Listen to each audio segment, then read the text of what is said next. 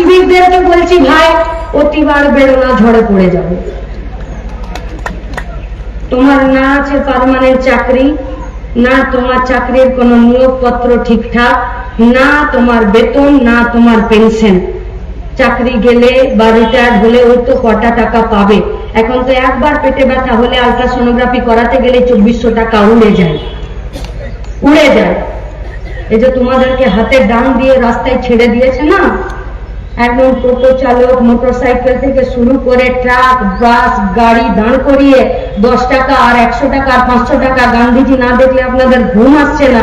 আমরা বলছি এই অভ্যাস থেকে নিজেরা সরে এসো ভাই, সরে এসো। নিজেদেরকে আইএস আর আইপিএস এর বাপ বেটা ভেবো না, একদম ভেবো না। দিদিমণি কিন্তু বিপদে পড়লে একটা সিভিককে বলির পাঠা করে দিচ্ছে, সেটা আনিস হোক আর আরজিকর হোক। তোমাকে কিন্তু দিদিমণি ভালোবাসে না, বলির পাঠা হিসাবে কাঁঠাল পাতা তোমাকে খাওয়াচ্ছে।